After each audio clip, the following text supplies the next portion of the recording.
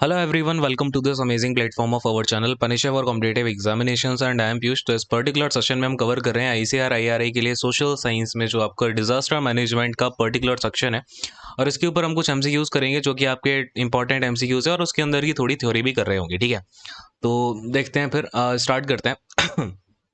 Disaster management का है, चलो शुरू करेंगे सीधा। पहला वाला क्वेश्चन देखो, आपसे क्या पूछ रहा है कि disease that becomes unusually wide spread and even global in its reach is referred as. तो ये सभी को पता होगा, जब भी कोई डिजीज आपका बहुत ज़्यादा फैल जाता है या फिर आपका ग्लोबली फैल जाता है, 3 से 4 कंट्रीज में भी अगर ये फैलने लग जाए तो फिर उसे क्या बोल दिया जाता है? पेंडेमिक बोल दिया जाता है।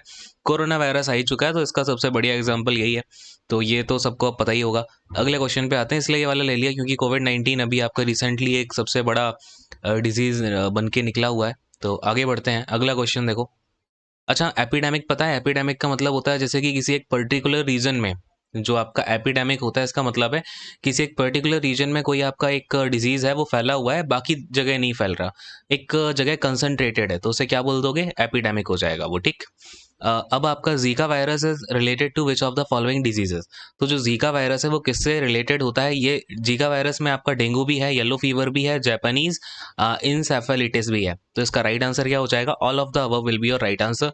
जीका वायरस आपका सारे के सारे डिजीजेस से रिलेट होता है। अच्छा, इसका नाम जीका क्यों पड़ा? क्योंकि ये जीका फॉरेस्ट में पहली बार पाया गया था, जो कि आपका युगांडा में है।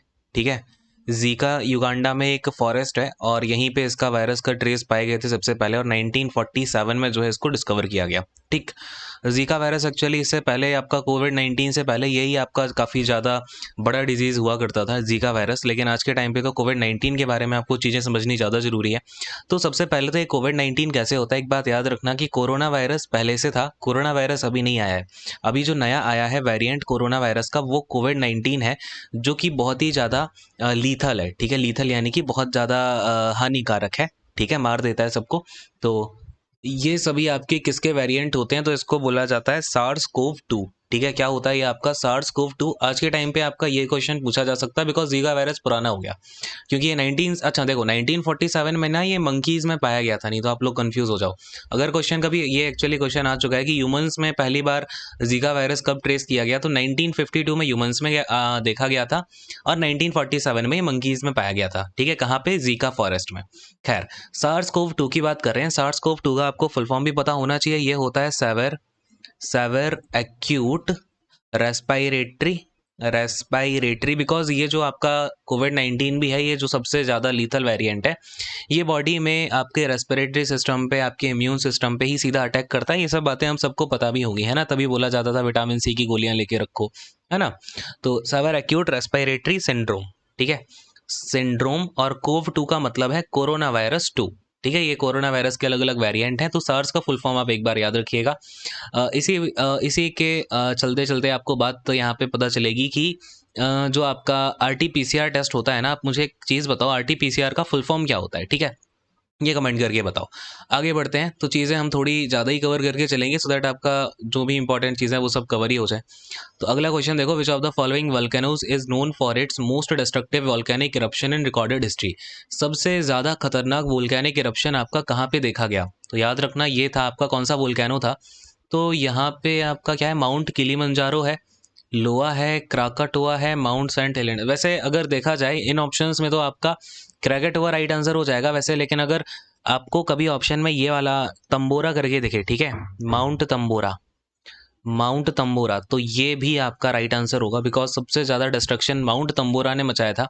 ये माउंट तंबोरा कहाँ का है? इंडोनेशिया का है, इंडोनेशिया का। और फिर आपका क्रोकोशोआ भी ये इंडोनेशिया का है। ठीक है, ये वाला जो क्रोकाशोआ है ये भी इंडोनेशिया का ही वोल्केनो है, और तंबोरा भी है। लेकिन कभी क्राकाटोआ आपको आंसर में ऑप्शन में दिखे अकेला तो आप इसको टिक कर देना। अगर ये ना दिखे या फिर ये दिखे और ये भी दिखे तंबोरा, तब आपका राइट आंसर तंबोरा पे ही जाएगा हमेशा। क्लियर है? ये फटा था नहीं 1815 में और बहुत ज़्यादा इसने डिस्ट्रक्शन मचाया था। खैर, किलिमंजारो वोल्केनो कहाँ पे पता है क्या सबको? ये है आपका तंजानिया में। ठीक है, तंजानिया में है, और ये एक सुप्त ज्वालामुखी है जो कि आपका डोरमेंट कहलाता है। ठीक है, डोरमेंट। और लोआ, माउंट लोआ यार, ये आपका हवाई में है, हवाई यूएसए में है। क्लियर है? और क्या है आपका हेलेंस, है ना? हेलेंस भी आपका कहाँ पे? वॉशिंगटन यूएसए में है। वॉशिंगटन यूएसए में आपका हेलेंस है। तो याद रखना ये थोड़े से इंपॉर्टेंट वोल्केनोज हैं, तो ये जरूर याद रखना। वोल्केनिक इरप्शन सबसे ज़्यादा तबाही किसने मचाई? तंबोरा ने, है ना। और क्या, हाँ, और ये जो आपका माउना लोआ है, सॉरी, ये जो आपका क्रोकाटोआ है, ठीक है, ये इंडोनेशिया का है। और दूसरी बात ये याद रखना कि इसने रिसेंटली सबसे ज़्यादा तबाही मचाई थी। इसने 2020 में फटा था, ठीक है, सबसे रिसेंटली आपका ये फटा हुआ है क्रोकाटोआ 2020 में भी। क्लियर है? तो ये भी आप याद रख लेना एक बार। अगले क्वेश्चन पे आते हैं। नेक्स्ट वाला क्वेश्चन देखो, Bhopal gas disaster is a kind of. Bhopal gas disaster, जो आपका भोपाल गैस त्रासदी हुई थी, वो किस तरीके का डिजास्टर है? आपको पता है मैन मेड डिजास्टर है। अच्छा, मैन मेड डिजास्टर अगर आप देखोगे, जो इंडिया की आईडीएमए है ना, आईडीएमए के बारे में आगे बात करेंगे, तो उन्होंने मैन मेड डिजास्टर को 3 कैटेगरीज में बताया है। एक आपका क्या होता है? बायोलॉजिकल, एक होता है बायोलॉजिकल मैन मेड डिजास्टर, एक होता है न्यूक्लियर, और फिर आपका एक हो जाता है लास्ट वाला केमिकल डिजास्टर। ठीक है, तो ये सभी, ये कुछ टाइप्स हैं, यानी कि कैटेगरीज इन्होंने बांट दी कि मैन मेड डिजास्टर 3 टाइप के होते हैं बेसिकली। ठीक। अच्छा, नेचुरल डिजास्टर में क्या क्या आ जाएगा? जो भी नेचुरली या फिर क्लाइमेट चेंज की वजह से चीज़ें हो रही हैं, जैसे कि आपका हेल स्टॉर्म हो गया, ठीक है, तो ये ऐसे एग्जाम्पल में पूछा जाता है कि हेल स्टॉर्म है वो कैसा, किस टाइप का डिजास्टर है? नेचुरल है। साइक्लोन हो गया, तो साइक्लोन किस टाइप का है भाई? नेचुरल है। वाइल्ड बुश फायर, ठीक है, या फिर वाइल्ड फायर बोल दो, वाइल्ड फायर जो होती है ना, ये भी नेचुरल है। ये क्वेश्चन पूछा गया और बच्चे कंफ्यूज भी होते हैं। तो ये कैसा है? नेचुरल डिजास्टर है क्या? Wild fire. ठीक। और तुम्हारा ये क्या हो जाएगा भाई? ड्रॉट हो जाएगा, सूखा, है ना, सूखा हो गया। और अर्थक्वेक हो गया, अर्थक्वेक। तो ये सब चीज़ें जो होती हैं आपकी नेचुरल डिजास्टर्स में आती हैं। मैन मेड के एग्जाम्पल देखो, सबसे बड़े 2 एग्जाम्पल जो है मैन मेड के, एक है आपका न्यूक्लियर, न्यूक्लियर प्लांट फटा था। ठीक है, न्यूक्लियर प्लांट क्या हो गया था आपका, मतलब फट गया था एक तरीके से। तो यहाँ पे कहाँ पे फटा था? ये चेरनोबिल में। ठीक है, सबसे बड़ी ये 2 चीज़ें, और यही क्वेश्चन आपसे पूछे जाते हैं अक्सर मैन मेड डिजास्टर्स में। चेरनोबिल, चेरनोबिल कब फटा था? ये फटा था आपका 1986 में। क्या था? ये न्यूक्लियर प्लांट था, ठीक है, याद रखना। और इसमें अराउंड जब ये फटा तो इसकी 200 मीटर्स की जो रेडियस है, 200 मीटर्स भी नहीं, सॉरी, माइल्स होगा, ठीक है, 200 माइल्स की जो रेडियस में लोग थे उनको हटा दिया गया। इवन आज भी वहाँ पे लोग नहीं रहते। ठीक है, तो ये है 1986 चेरनोबिल। चेरनोबिल किस जगह पे है? यूक्रेन में है। ये इसलिए भी इंपॉर्टेंट है, यूक्रेन का आजकल सिनारियो काफ़ी ज़्यादा न्यूज़ में है, बिकॉज रशिया ने कहा है कि यूक्रेन पे हम अपना ले लेंगे, और यूक्रेन में से 2 हिस्सों को इसने अलग कंट्री भी डिक्लेयर कर दिया है। करंट का चीज़ें हैं, बाद में बात करेंगे इसकी। नाउ भोपाल गैस त्रासदी, है ना, हमारे लिए काफ़ी इंपॉर्टेंट है, काफ़ी ज़्यादा जो है ये एक मर्मांतक घटना है। तो भोपाल गैस लीक, है ना, भोपाल गैस लीक कब हुआ था? 1984 में हुआ था। अगर आपसे पूछा जाए कि यहाँ पे कितने टन की पॉइजनस गैस फैल गई थी, तो 45 टन की। गैस का नाम क्या था? जो गैस आपकी भोपाल गैस त्रासदी में फैली थी, आइसोसाइनेट। ठीक है, आइसोसाइनेट गैस जो है वो फैल गई थी, और यहाँ पे अराउंड 15 से 20 हज़ार लोग मर गए थे। पूरा डेटा नहीं है ये, अराउंड अप्रॉक्स डेटा है। ठीक है, और अराउंड 500,000 लोगों को यहाँ पे क्या हुआ? 500,000 लोगों को रेस्पायरेटरी प्रॉब्लम्स है। अच्छा, इससे कौन कौन सी प्रॉब्लम्स है ये भी याद रखना। एक तो आपका रेस्पायरेटरी प्रॉब्लम देखने को मिली जो लोग इसके संपर्क में आए, और यहाँ पे आईज में, ठीक है, आईज में और रेस्पायरेटरी सिस्टम में, इन दोनों जगह ये भोपाल गैस त्रासदी में जो आइसोसाइनेट गैस लीक हुई थी, इसने यहाँ इन दोनों ऑर्गन्स पे, बॉडी के सिस्टम पे, या फिर काफ़ी ज़्यादा इम्पैक्ट किया। ठीक, समझ में आ गया? याद रखोगे हमेशा, कोई दिक्कत परेशानी वाली बात नहीं है। चेरनोबिल, ठीक है, ये सबको समझ में आ गया होगा। अगले वाले क्वेश्चन पे आते हैं। ठीक है, नेक्स्ट वाला क्वेश्चन देखो। हाँ, ये देखो, ये आ गया NDMA, the national disaster management authority. जो एनडीएमए है, इसको हेड कौन करता है? ये कब इस्टेब्लिश हुआ? इसके बारे में काफ़ी कुछ चीज़ें अच्छे से सुनो और नोट डाउन कर लेना। इसको हेड करते हैं प्राइम मिनिस्टर ऑफ इंडिया। ठीक है, और इसको हेड करने के बाद में अगर आपसे पूछा जाए कितने मेंबर होते हैं, तो इसमें प्लस में 9 मेंबर थे 2020 तक, लेकिन 2020 के बाद से 5 अदर मेंबर और आ गए। ठीक है, तो ये चीज़ याद रखना। दूसरी बात, ये एनडीएमए किस एक्ट के तहत आया, कौन से ईयर में इस्टेब्लिश किया गया? तो डिजास्टर मैनेजमेंट एक्ट 2005। ठीक है, डिजास्टर मैनेजमेंट एक्ट, अगर आपसे ये भी क्वेश्चन पूछा जाए कि डिजास्टर मैनेजमेंट एक्ट इंडिया का कब आया था, ऑफ इंडिया, तो ये आया था 2005 में, और इसके तहत यहाँ पे एनडीएमए बनाई गई, जिससे कि जो भी डिजास्टर आ रहे हैं इंडिया में उनको फॉलो किया जा सके और उनसे लोगों को बचाया जा सके। ठीक है, अभी जो भी आप देखोगे तो जो भी नोटिस आता था ना, वो एमएचए की तरफ से आता था कोरोना वायरस के लिए, बिकॉज यहाँ पे जो आपका एनडीएमए वो किसके अंडर आती है? मिनिस्ट्री ऑफ होम अफेयर्स के अंदर, ये भी याद रखना। ठीक है, और क्या है भाई, एनडीएमए हो गया, ये हो गया, और क्या याद रखोगे इसके बारे में?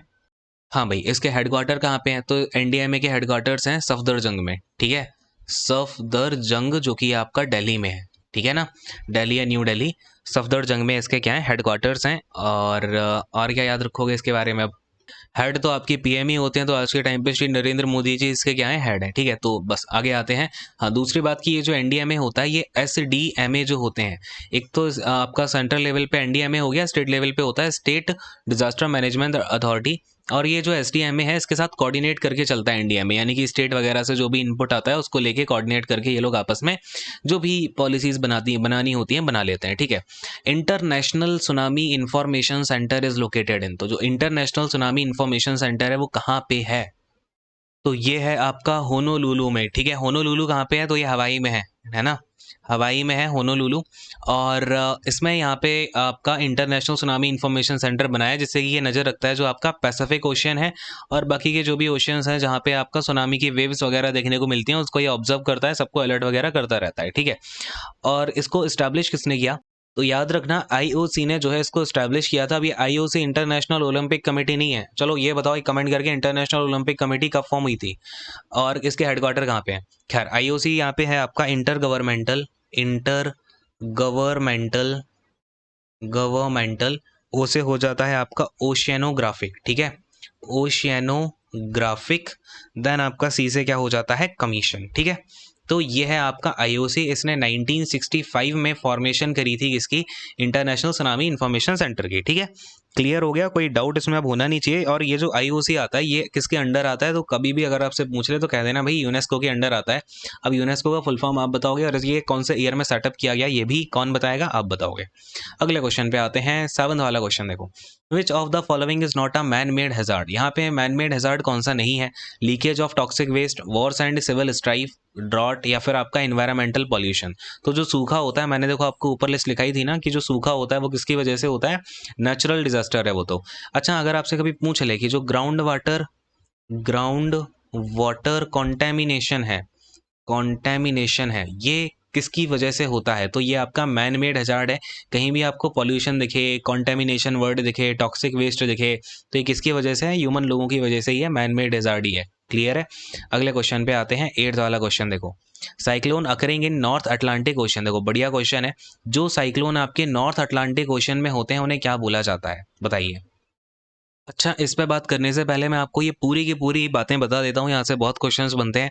कभी भी अगर आपसे पूछा जाए कि साइक्लोन का जो नाम है वो कैसे रखा जाता है, तो बहुत ही सिस्टमेटिक वे में जो है साइक्लोन्स का नाम अब रखा जाता है। ऐसा नहीं है कि कभी भी मन आया कुछ भी रख दो, ठीक है। पहले ऐसा ही होता था, जो मन आया वो रख दिया। लेकिन आज के टाइम पे अब सबसे पहले तो यार यही बताओ कि जो साइक्लोन है वो आपका क्या होता है बेसिकली, ठीक है। तो जब भी किसी भी तूफान की या स्टॉर्म की जो गति है, स्पीड है ना, वो 74 माइल्स पर आवर को अगर क्रॉस कर गई, इससे ज़्यादा हो जाती है, तो वो क्या हो जाता है, साइक्लोन कहलाता है, ठीक है। और यदि साइक्लोन का यहाँ पे अब ध्यान देना क्या बोल रहा हूँ, और यदि ये साइक्लोन की speed 34 nautical miles, 34 nautical mile पता है ना, ओशन की जो डिस्टेंस होती है उसको नॉटिकल माइल में मेजर करते हैं। 34 नॉटिकल माइल पर आवर से ज़्यादा हो गई, तब इसको क्या बोला जाता है, इसको यहाँ पे स्पेशल नाम देना पड़ता है, ठीक है।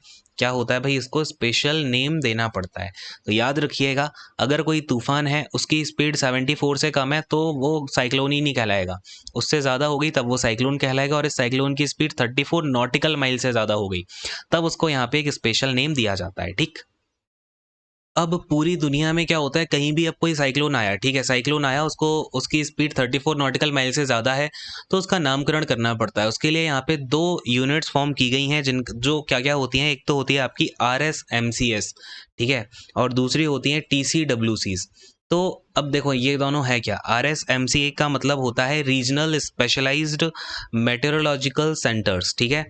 लिख लोगे ना एक बार अपने आप से भी, रीजनल, मैं थोड़ा सा जल्दी करा रहा हूँ सो दैट आपका टाइम यार बच जाए। स्पेशलाइज्ड मेटेरोलॉजिकल सेंटर्स, ठीक है, ये लिख लेना आप। TCWC क्या होता है, ये होता है आपका ट्रॉपिकल साइक्लोन, ट्रॉपिकल, अरे क्या लिख दिया, ट्रॉपिकल साइक्लोन। और W से होता है वार्निंग सेंटर, ठीक है। ये 2 टाइप के यहाँ पे सेंटर्स इस्टेब्लिश किए गए पूरे वर्ल्ड में। और ये जो RSMC हैं ये आज के टाइम पे कितने हैं, टोटल 6 हैं पूरी दुनिया में। और इनमें 6 में से एक है IMD, जो कि आपका क्या है, इंडियन मेट्रोलॉजिकल डिपार्टमेंट, ठीक है। नाम आपने सुना होगा, यही जो है वेदर वगैरह की फोरकास्ट करता है, इंडियन मेटेरोलॉजिकल लॉजिकल डिपार्टमेंट। और ये जो इंडिया का आप देखते हो ना मौसम विभाग काफ़ी एक्यूरेट है, वो इस आईएमडी की वजह से ही है। काफ़ी ज़्यादा ये डेवलपमेंट कर चुका है आईएमडी। अब देखो आईएमडी के बारे में भी एक दो बातें देख ही लो लगे हाथ। ये आपका इस्टेब्लिश हुआ 1875 में। इसके हेडक्वार्टर है लोधी भवन, लोधी रोड पे, लोधी तो रोड है और भवन है ये आपका वो मौसम भवन करके है, ठीक है, न्यू दिल्ली में। यहाँ पे इसके हेडक्वार्टर्स हैं। और क्या है भाई ये आईएमडी के बारे में, आप ये आपका मिनिस्ट्री ऑफ अर्थ साइंसेस के अंदर आता है, ठीक है, मिनिस्ट्री ऑफ अर्थ साइंसेस के अंदर आपका आईएमडी आता है। ये बात क्लियर हो गई। इन आरएसएमसी में अब होता क्या है कि जैसे कोई साइक्लोन आया, उसमें ये रीजनल लिखा है ना, जिस भी रीजन से आया है उस रीजन की जो आरएसएमसी होती है वो यहाँ पे कुछ नाम सजेस्ट करेगी और फिर ये नाम टीसीडब्ल्यूसी के पास जाएगा, या फिर आपका जो वर्ल्ड की होती है, वर्ल्ड मेट्रोलॉजिकल ऑर्गेनाइजेशन भी होता है एक, डब्ल्यूटीओ, ठीक है। ये क्या होता है, डब्ल्यूटीओ नहीं, डब्ल्यूएमओ होता है ना, वर्ल्ड मेटेरोलॉजिकल ऑर्गेनाइजेशन। लिख लोगे ना, इसका फुल फॉर्म लिख लेना अपने आप से। अब अपने लिए इंपॉर्टेंट बात यह है कि जो हमारा आईएमडी है ये कहाँ के नामकरण करता है, तो आईएमडी ये है जो है आपका कौन से रीजन्स को साइक्लोन जहाँ पे डेवलप होते हैं उनका नामकरण करता है। तो एक तो आपका नॉर्थ इंडियन ओशन हो गया, नॉर्थ इंडियन ओशन का जो एरिया है इसमें आपका बे ऑफ बंगाल भी आ जाता है, बंगाल की जो खाड़ी है ना, बे ऑफ बंगाल हो गया, और अपना जो है अरेबियन सी और अपना ये अरेबियन सी, ठीक है, क्या हो जाएगा, अरेबियन सी। तो ये तीन जो एरियाज हैं या फिर रीजन्स हैं, यहाँ पे जो भी साइक्लोन आता है उसका नामकरण कौन करेगा, आईएमडी। ये अपना यहाँ पे प्रस्ताव भेजेगा और जो भी यहाँ से इवन साइक्लोन डेवलप हुआ है इसके बारे में एडवाइजरी भी ये देता है बाकी के देशों को, 12 देश और हैं उनको ये एडवाइजरी देता है, ठीक। तो ये सब चीज़ें आप अपने माइंड में रख लेना, दैट्स इट। आगे बढ़ते हैं, ठीक है। आगे नहीं, पहले तो ऊपर वाला क्वेश्चन है अभी, आई नो। देखो यहाँ पे अब क्या पूछ रहा है कि नॉर्थ अटलांटिक ओशियन में जो साइक्लोन होते हैं उनको क्या बोला जाता है, तो भाई इनको बोला जाता है हरिकेन्स, ठीक है। ये दो भी बता दूं क्या, टाइफून और टोर्नाडो कहाँ कहाँ के हैं, तो ये है आपका पैसिफिक ओशन, ठीक है। जो टाइफून है ना, टाइफून आपका आता है पैसिफिक ओशियन में। देन अगर आपसे टोर्नाडो के बारे में बात करेंगे तो ये जब आपका ट्रॉपिकल ओशन में और आपका जो नॉर्थ अटलांटिक ओशन है यहीं पे आता है, और बेसिकली ये जो होता है ना ये हरिकेन की अपेक्षा बहुत बड़ा होता है, ठीक है, टोर्नाडो। और यहाँ पे ऐसी रिंग्स बन जाती हैं, बहुत बड़ा बड़ा रिंग बन जाती है, उसको टोर्नाडो बोला जाता है, ठीक। याद रख लेना। अगले क्वेश्चन पे आते हैं यार, बहुत सारी बातें बता दी। High intensity and long duration of rainfall in Tripura causes, तो इससे क्या होगा, जब बहुत ज़्यादा रेनफॉल हो रही है तो क्या होना चाहिए, अपना कॉमन सेंस लगाओ, तो भाई फ्लड आएगा, ठीक है। तो इसका राइट आंसर क्या हो जाता है, फ्लड्स। तो बेसिकली जब बहुत ज़्यादा रेनफॉल हो गई तो फ्लड आ गया। अगले क्वेश्चन पे आते हैं। Most of the principal rivers in Tripura meets with which river of Bangladesh, तो जो त्रिपुरा की प्रिंसिपल रिवर्स हैं वो कौन सी बांग्लादेश की रिवर से मिलती हैं। काफ़ी इंपॉर्टेंट है यार ये क्वेश्चन ना, इसका आंसर आपको पता होना ही चाहिए कैसे भी। तो इसका राइट आंसर होता है मेघना रिवर, है ना। अब मुझे ये बताओ पद्मा रिवर कौन सी है, इसके बारे में कुछ एक इंपॉर्टेंट चीज़ है वो आपको मालूम होनी चाहिए, बताओ कमेंट करके, नहीं तो मैं नहीं बता रहा यार, छोड़ो। मेघना रिवर्स के बारे में मैंने आपको काफ़ी दिन पहले बताया था, मैंने बहुत पहले एक सेशन लिया था, उसमें मैंने ऑलरेडी बहुत सारी चीज़ें बताई थी पद्मा रिवर के ऊपर। मेघना की बात कर रहे हैं। मेघना में जो है सुरयामी करके एक रिवर है, एक बार देख लेना यार, मुझे नाम याद नहीं आ रहा, ये सुरयामी या सुरयामा करके है और दूसरी सुरमा है, ये दोनों रिवर जाके मिल जाती हैं मेघना से, ठीक। अगले क्वेश्चन पे आते हैं। नेक्स्ट वाला क्वेश्चन देखो, the vector of Zika virus. अच्छा देखो, जीका वायरस का जो वेक्टर है वो दोनों ही होते हैं, आपका एडिस इजिप्टी और एडिस एल्बोपिक्टस, ठीक, दोनों होते हैं, याद रखिएगा। ये मैंने आपको यार जब मैंने डिजीज़ कराए हुए हैं साइंस वाली क्लास में, उसमें मैंने सब बता रखा है। ये इन मच्छर से आता है जीका वायरस। अगले वाले क्वेश्चन पे आते हैं। Disaster management include, disaster management में क्या क्या होता है, मिटिगेशन का मतलब जो भी आपकी आपदा आई है उसको मिटाना कैसे है, ठीक है, एक तरीके से। देन रिकंस्ट्रक्शन, आपदा आ चुकी है उसका रिकंस्ट्रक्शन करना, और रिहेबिलिटेशन, वहाँ पे फिर से जो है आपका हैबिटेट बसाना एक तरीके से। इसका right answer all of the above. याद रखना डिजास्टर मैनेजमेंट में क्या है, कोई भी आपदा आ रही है उसको रोकें कैसे, उससे बचें कैसे, रोकथाम, आपदा चली गई उसका रिकंस्ट्रक्शन, और फिर वहाँ पे आपका रिहेबिलिटेशन, ठीक। अगले क्वेश्चन पे आते हैं। नेक्स्ट वाला क्वेश्चन देखो, tsunami can occur only during, देखो बढ़िया क्वेश्चन है। सुनामी आपका अकेली कब आती है, इवनिंग में, आफ्टरनून में, any time of the day और नाइट, या फिर मॉर्निंग में, क्या होगा इसका राइट आंसर। हाँ तो भाई सुनामी आती है आपकी any time of the day और नाइट, क्लियर है। Right answer will be C. अगले क्वेश्चन पे आते हैं। 14th क्वेश्चन है, United Nations disaster management team are responsible for solving problems resulting from disaster in. कौन से एरिया का डिजास्टर होता है जिसके लिए आपका UNDM जो है वो रिस्पॉन्सिबल है? तो भाई जो UN की टीम है ना वो सारे ही कॉन्टिनेंट्स के लिए रिस्पॉन्सिबल है, यानी कि मैंने आपको बताया ना जो मेजर टीम है वो UN की है, ठीक है, यूनाइटेड नेशन की बात हो रही है ना कि USA की। क्लियर है? तो ये चीज़ आप लोग देखा करो, कई बार मैं देखता हूँ बच्चे UN देख के USA पे चले जाते हैं। ना जी ना, नहीं जाना है। सारे कॉन्टिनेंट्स के लिए इनकी जो भी प्रॉब्लम्स आ रही हैं उनको सॉल्व करने का काम है। ठीक, अगले क्वेश्चन पे आते हैं। In India national institute of disaster management is located in. काफ़ी बढ़िया क्वेश्चन है। कहाँ पे है इंडिया में आपका NIDM? बताओ फटाफट से। तो ये है जहाँ पे IMD का हेडक्वार्टर है, वहीं पे आपका क्या है NIDM है, यानी कि न्यू दिल्ली में। ठीक, चलो अगले क्वेश्चन पे आते हैं। The disaster management act was made in 2005। Date बता दो चलो कमेंट करके, अभी बताई थी ना ऊपर। अगले क्वेश्चन पे आते हैं। Effective hazard management largely relies upon. जो इफेक्टिव हैजार्ड मैनेजमेंट है वो किस पे डिपेंड करता है सबसे ज़्यादा? गवर्नमेंट एजेंसीज पे, या फिर इमरजेंसी रिस्पॉन्सेज पे, या फिर प्री डिजास्टर प्लानिंग पे, या फिर वोल्केनोज पे? ये तो भाई कोई मतलब ही नहीं बनता इन दोनों का। अब इमरजेंसी रिस्पॉन्सेज से या फिर प्री डिजास्टर प्लानिंग से क्या होगा, होना चाहिए इसका राइट आंसर? खुद से सोचो जरा एक बार। इसका राइट आंसर होगा प्री डिजास्टर प्लानिंग करो, यानी कि जो डिजास्टर आने वाला है ना उससे पहले ही आप प्लानिंग करके रखो, लोगों को वहां से निकाल दो, या फिर उसका कुछ रोकथाम कर सकते हो तो रोकथाम करो। इससे क्या होगा, आपका इफेक्टिव हैजार्ड मैनेजमेंट होगा, जो भी हैजार्ड होने वाला है वो बचेगा भी काफी कुछ, है ना। जब लोग निकल गए तो जान को हानि नहीं होगी, और जो भी वैल्यूएबल्स है वहां के वो भी हटा सकते हैं वो लोग अपने। ठीक, तो ये चीजें होती हैं। अगले क्वेश्चन पे आते हैं। विच of the following is seasonally related hazard? Seasonal आपका हैजार्ड कौन सा है? ध्यान देना, क्या बोल रहा हूँ, सीजनेबल यानी सीजनल, यानी कि किसी एक पर्टिकुलर सीजन में ही आता है ये हैजार्ड। वो आपका अर्थक्वेक है, वोल्केनिक इरप्शन है, टेररिस्ट अटैक है, या फिर आपका नन ऑफ द अबव है? बताओ। तो भाई देखो, अर्थक्वेक आपका क्या मौसम देख के आता है क्या, कि भाई अभी तो बरसात का मौसम चल रहा है, एक काम करते हैं, लोग बड़े मस्ती में बैठे होंगे, चाय पी रहे होंगे, आज नहीं जाते हैं, है ना। ऐसा करेंगे, सर्दियों में जाएंगे जब सब लोग रजाई के अंदर छुपे होंगे, तब ज़्यादा मजा आएगा। ऐसे आता है क्या? नहीं आता है, ठीक है। वोल्केनिक इरप्शन मौसम देख के आता है? नहीं भाई। टेररिस्ट अटैक तो भाई ये तो खैर हटा दो यहाँ से। और ये क्या है, नन ऑफ द अबव, तो इसका राइट आंसर क्या आ जाएगा, नन ऑफ द अबव हो जाएगा, ठीक है। अब आप कहोगे सर इसका एग्जाम्पल तो बता दो, इसका एग्जाम्पल हो जाएगा फ्लड। फ्लड जो है रेनफॉल से आया, जैसे कि मैंने आपको त्रिपुरा का बताया, वहाँ पे हैवी रेनफॉल होगी, फ्लड आ गया, कैसा है ये, सीजनल हो गया। सीजनल हैजार्ड में आपका फ्रीजिंग आ जाता है, या फिर आपका जैसे कि ठंड बहुत पड़ने लग गई है, इससे बहुत ज़्यादा हानि हो गई, कोई मर गया, तो ये हो गया, है ना। या फिर आपका जो भी फॉग वगैरह हो रहे हैं, है ना, तो ये सब चीज़ें किससे आती हैं, आपका सीजनल हैजार्ड इन्हें कहा जाता है। ठीक, अरे क्लियर है क्या, फटाफट से बोलो हाँ। अगले क्वेश्चन पे आते हैं। ये क्या है भाई, the Bhopal gas disaster occurred in. अब देखो यार, वही क्वेश्चन पूछ लिया। 1984 1986 में क्या हुआ था बताओ? ये हुआ था अपना चेरनोबिल वाला, ठीक है, यूक्रेन में है जो। अगले क्वेश्चन पे आते हैं। क्वेश्चन कहाँ चला गया? हाँ, विच of the following group of people is more vulnerable in the event of disaster? तो डिजास्टर के टाइम पे कौन सा ग्रुप ऑफ पीपल है जो कि सबसे ज़्यादा वल्नरेबल होता है? तो इसमें वल्नरेबल का मतलब है जिनके ऊपर सबसे ज़्यादा इफेक्ट पड़ता है, या फिर सबसे ज़्यादा उनको सीधा डायरेक्ट इफेक्ट या फिर हानि उनको होती है, या फिर उन लोगों को प्रॉब्लम होती है। ठीक, मैन, बॉयज़ या ओल्ड पीपल? यहाँ पे मैन और बॉयज़ है, तो ये आपका ऑप्शन गलत हो जाएगा। ओल्ड पीपल होते हैं वल्नरेबल, ये सही बात है हैजार्ड के टाइम, डिजास्टर के टाइम पे। मैन, वुमेन, बॉयज़, यहाँ पे वुमेन आपका होती है, ठीक है। And women, children, old people, यहाँ पे ये तीनों ही जो है वल्नरेबल होते हैं किसी भी हैजार्ड डिजास्टर में या फिर हैजार्ड में। इसका राइट आंसर क्या हो जाएगा, women, children and old people, ठीक है। तो ये आपको पता होना चाहिए। अब आज के क्वेश्चंस यहीं तक रखते हैं। आई होप आपको बहुत सारा ज्ञान मिल गया होगा, और बस यहीं पे एंड करेंगे। बाकी इसका अगला एक पार्ट, 2-3 पार्ट लेके आएंगे इसके, ठीक है। तो कोशिश करेंगे जिससे कि मोस्ट इंपॉर्टेंट चीज़ें जो है डिजास्टर मैनेजमेंट की वो इसी में कवर हो जाए। आई होप आपको अच्छा लगा होगा। अगर अच्छा लगा है तो फिर जो भी होता है वो कर देना, क्या बोलते हैं यार, सब्सक्राइब कर देना चैनल को, ठीक है। एंड लाइक शेयर कर देना। Thank you so much, God bless you all, take care and bye bye.